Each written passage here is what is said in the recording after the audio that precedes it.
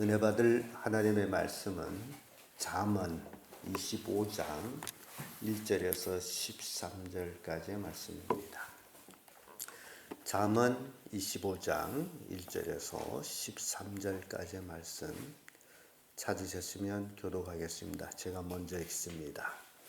이것도 솔로몬이 잠언이요 유다왕 히스기야의 신하들이 편집한 것이니라.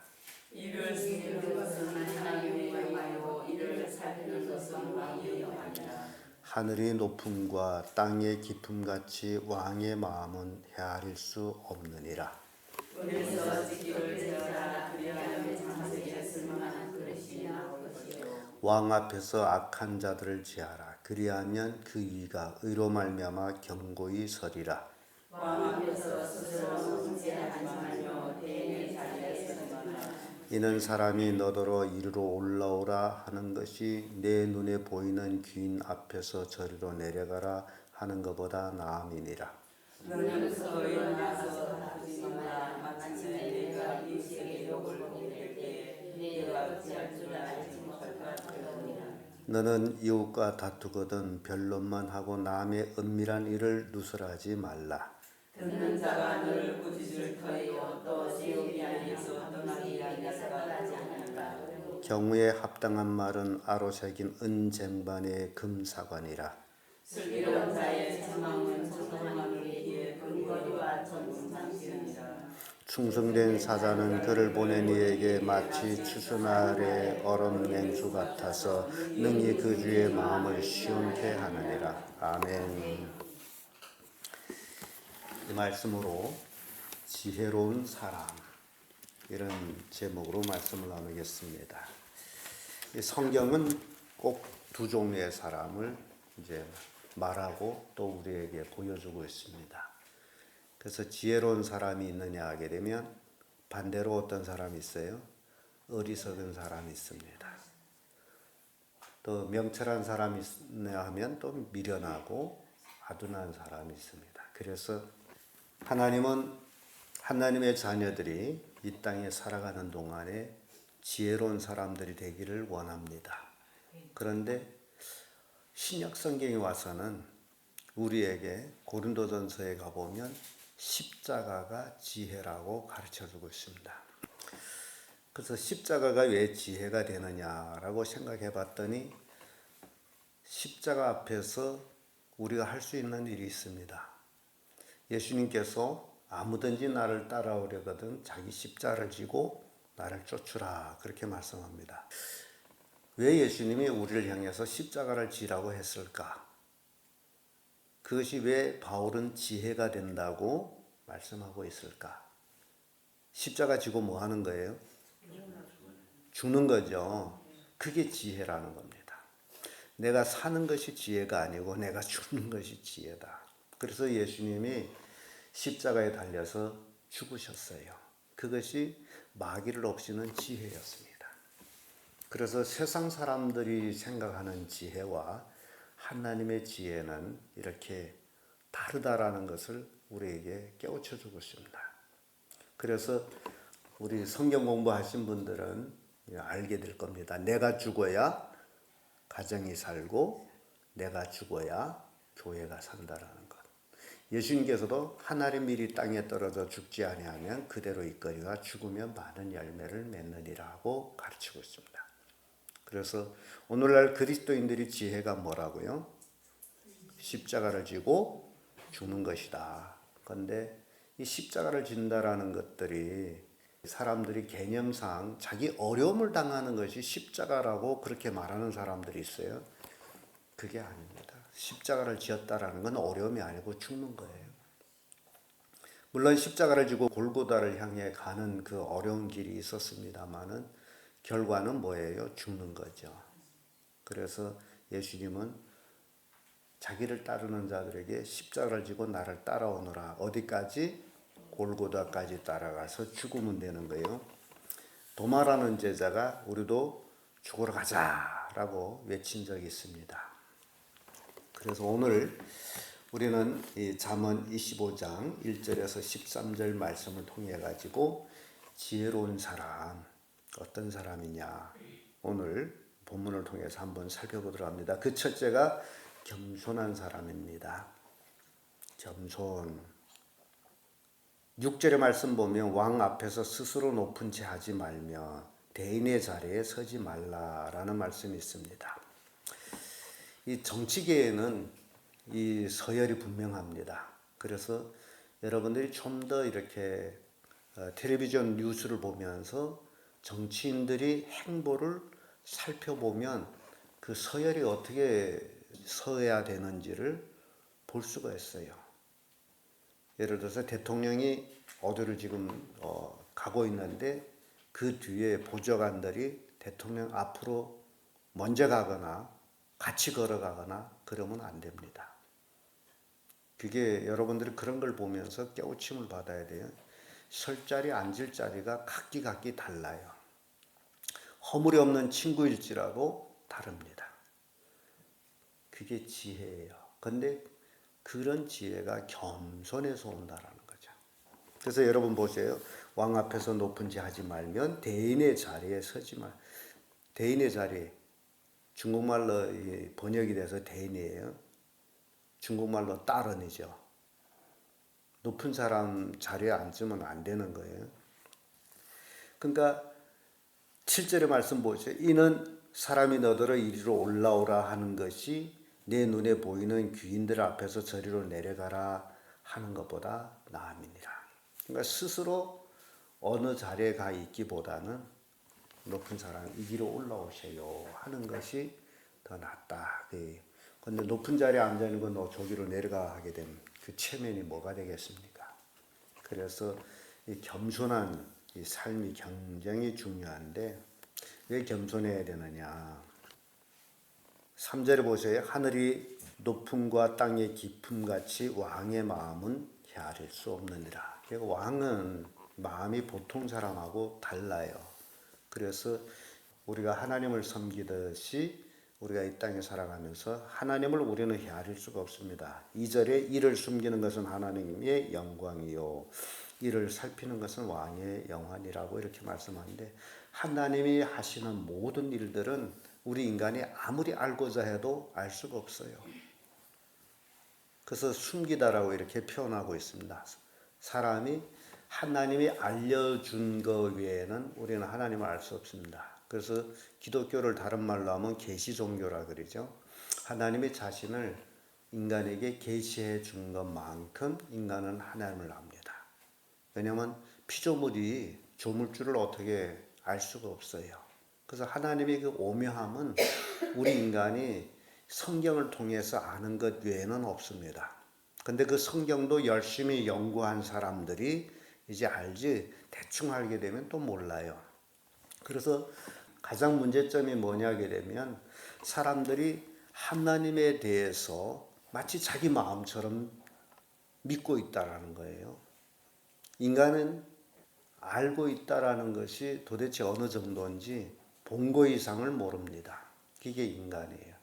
그래서 하나님의 그 위대하심과 하나님의 그 전지전능하심을 자기 마음 것만큼 생각해서 하나님을 그렇게 조그맣게 능력이 없는 자기 마음 정도로 하나님 만들어버리고 하나님 믿는다라고 합니다. 그래서 믿지를 못하는 거예요.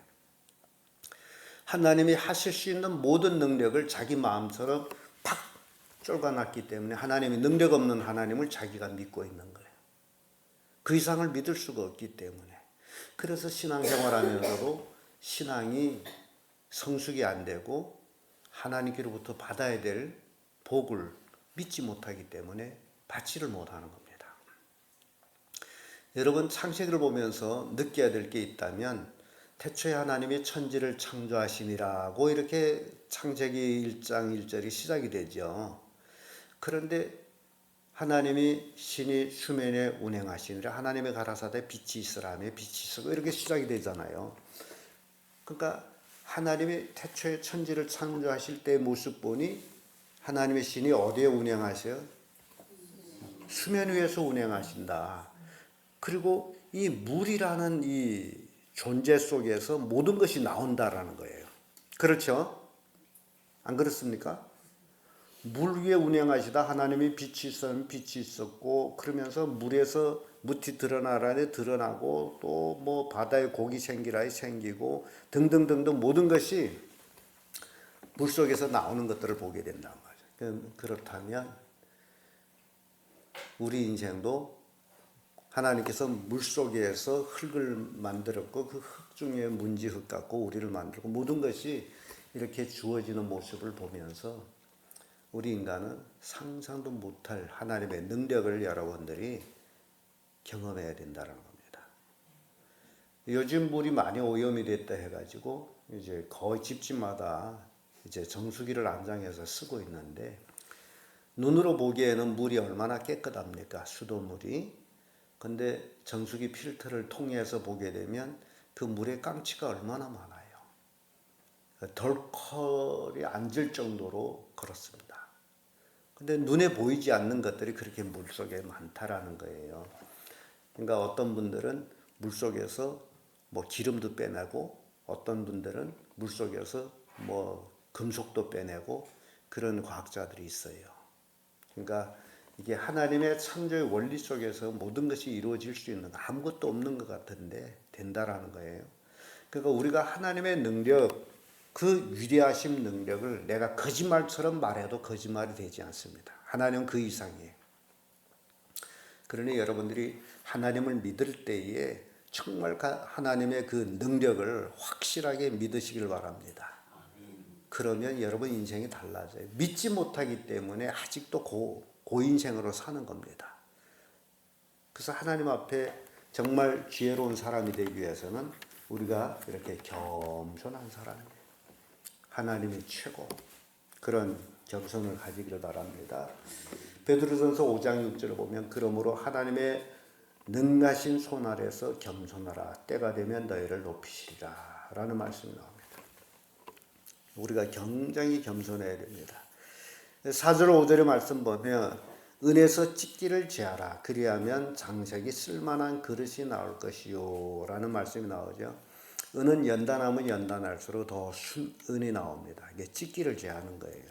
그러니까 우리의 인생의 마음속에서도 우리 마음에 있는 찢기들을 우리가 없애버려야 왕 대신 하나님께서 나를 쓸만한 그릇으로 만들었을 거 아니에요. 근데 우리의 마음에 찢기가 꽉 들어차가지고 하나님이 쓰고자 해도 쓸 수가 없잖아요. 찢기가 있어서. 그러면서 5절에 그런 말씀이에요. 왕 앞에서 악한 자를 제하라. 그리하면 그 위가 의로 말미암아 견고히 서리라. 찢기를 없앤다는, 간신들을 없애버리는 거예요. 우리의 마음에 사악한 것들을 없애버려요. 그래야 하나님이 쓰기에 합당한 자가 됩니다. 그러니까 우리가 예수 믿는다면서도 하나님의 쓰임을 받지 못하는 것은 바로 우리의 마음에 간사한 것들이 너무 많다. 세속으로 잡혀 있다. 이런 것들을 없이는 삶이 겸손한 거예요. 그게 지혜로운 사람입니다. 누가 뭐 어떠소라는 것이 중요한 게 아니고 내 자신이 하나님 앞에 어떠냐라는 게 중요합니다. 우리 주변에 수없이 많은 사람들이 있습니다. 악한 사람도 있고 선한 사람도 있고 뭐 잘 믿는 사람도 있고 못 믿는 사람도 있고 주변에 수많은 사람들이 있는데 나는 어떠냐라는 게 중요한 거죠. 내가 하나님 앞에 겸손한 사람이냐, 내가 사람들 앞에 겸손한 사람이냐, 내 마음속의 찢기들을 나는 없이고 있느냐 등, 그럴 때에 우리는 지혜로운 사람이 된다. 잠언 11장 2절에 보면 교만이 오면 욕도 오거니와 겸손한 자에게 지혜가 있느니라. 그래서 우리는 참으로 하나님 앞에 뭐 교만할 것도 없죠. 사람 앞에도 마찬가지입니다. 뭐 배운 게 있습니까? 아는 게 있습니까? 가진 것이 있습니까? 그럼에도 불구하고 우리는 자꾸 교만하려고 하는 거죠. 그래서 겸손한 사람이 지혜로운 사람이다. 잠언 22장 4절에 겸손과 하나님을 경외함의 보응은 재물과 영광과 생명이니라. 그래서 우리는 억질로라도 교만이 드러나려고 할 때 쳐부셔가지고 겸손한 사람이 됩니다. 그래야 하나님 앞에 재물도 없고 영광도 없고 생명도 없는 그런 삶이 이어지는 겁니다. 두 번째로 지혜로운 사람. 다투지 않는 사람이에요. 8절에서 10절까지의 말씀인데 8절의 말씀 보면 이런 말씀이 있죠. 너는 급격히 나가서 다투지 말라. 마침내 내가 이웃에게 욕을 보게 될 때에 내가 어찌할 줄을 알지 못할까 두려우니라. 이런 말씀이 있습니다. 그러니까 될 수 있는 다툴 일이 있어도 피하는 게 좋겠죠. 그게 지혜로운 사람입니다. 왜냐하면 잠언 17장 14절에 다투는 시작은 방축에서 물이 새는 것 같은즉 싸움이 일어나기 전에 시비를 그칠 것이니라. 이렇게 말씀합니다. 방축에 물이 새면 어떻게 돼요? 터지죠. 물 셀 때는 괜찮은데 터지고 나면 그 피해가 그거는 계산을 못합니다. 남국주, 여러분 아세요? 남국주가 어딘지? 예, 그 남국주 얼음 밑층이 지금 녹고 있다라는 거예요. 위에는 안 알리는데 지금 밑이 녹고 있다. 그래서 과학자들이 그걸 발견하고 경제에 지금 당황해하고 있습니다. 이 남국주 얼음이 다 녹아버리면 바다 수위가 올라가죠. 지금도 섬나라들은 근심이 태산입니다. 작은 섬들 나라는 이제 이민을 가야 돼. 물에 잠기는 그런 섬들이 있어요. 그래서 이 마지막 때에 살아가는 우리들에게 있어서 정말 하나님만 의지해야 된다라는 것을 보여주고 있습니다. 다툼이라는 게 나중에 홍수가 된다는 거예요. 그래서 시비를 끊는 것이 좋다. 그러면서 여기에 지혜를 줍니다. 9절의 말씀 보세요. 너는 이웃과 다투거든 변론만 하고 남의 비밀은 누설하지 말라. 다툴지라도 뭐만 안 하면 되는 거예요. 사람마다 자기 약점을 가지고 있는데 다투는 것은 다투는 걸 끝나서 화해하면 됩니다. 그런데 그 다툼으로 인해서 확 열이 올라가 가지고 막 비밀을 누설해 버리면 그는 영원히 끝납니다. 그래서 다투는 거는 다투는 걸로 끝나라. 상대방의 비밀을 절대로 뭐 하지 말라? 누설하지 말라. 그게 지혜로운 사람입니다. 물론 뭐 다툴 수도 있습니다만은 그러나 다투는 걸 끝났다가 화해하면 되는 거고, 근데 그 화해를 하지도 못하게 비밀을 누설해 버리면 영원한 원수가 됩니다. 그래서 지혜로운 사람은 결국 다툼의 시작부터 안 한다라는 거예요. 이해가 됩니까? 디모데후서 2장 24절에 보면 마땅히 주의 종은 다투지 아니하고 모든 사람을 대하여 온유와 가르치기를 잘하면 참으며라는 말씀이 나와요. 그래서 주의 종들은 더욱 다투는 것을 하지 말아야 된다라는 것을 교훈하고 있습니다. 끝으로 지혜로운 사람은 경우에 합당한 말을 하는 사람입니다. 이게 굉장히 중요한 것 같아요. 어떤 때에 어떤 말을 하는가가 굉장히 중요합니다. 그러니까 제가 이렇게 목회를 하면서 우리 성도님들이 보면 자기 보는 판단으로 뭐라고 얘기하고 있어요. 아니라고 하는데도 그렇지 않냐고 그런 얘기를 제가 이렇게 들으면서 그렇든 아니든 그거 뭔 상관이 있는데 그런 얘기를 하느냐, 내 속으로 그런 생각을 합니다. 그래서 여러분 눈에 보는 대로 말하지 마세요. 그게 다가 아니에요. 그래서 경우에 합당한 말을 하는 것이 지혜로운 사람이다라는 걸 가르쳐 줍니다. 11절 말씀 보세요. 경우에 합당한 말은 아로 새긴 은쟁반에 뭐와 같다? 금사관이라. 경우에 합당한 말이 얼마나 중요한지, 뭐 우리 속담에도 말 한마디에 천냥비들 갚는단 말이 있죠. 천냥비디 얼마나 대단한 비디입니까? 그럼에도 불구하고 이렇게 경우에 합당한 말 함으로 인해서 빚이 갚아진단 말이에요. 이야, 여러분들이 살다 보면 이 말로 인해서 이제 서로 교제하면서 교통이 될 때에 어마어마한 일들이 일어납니다. 그러니까 여러분 착각하지 마세요. 단지 돈이라는 건 내가 손으로 벌어야 생긴다라고 생각하지 마세요. 말 잘해도 돈이 생깁니다. 이해가 됩니까?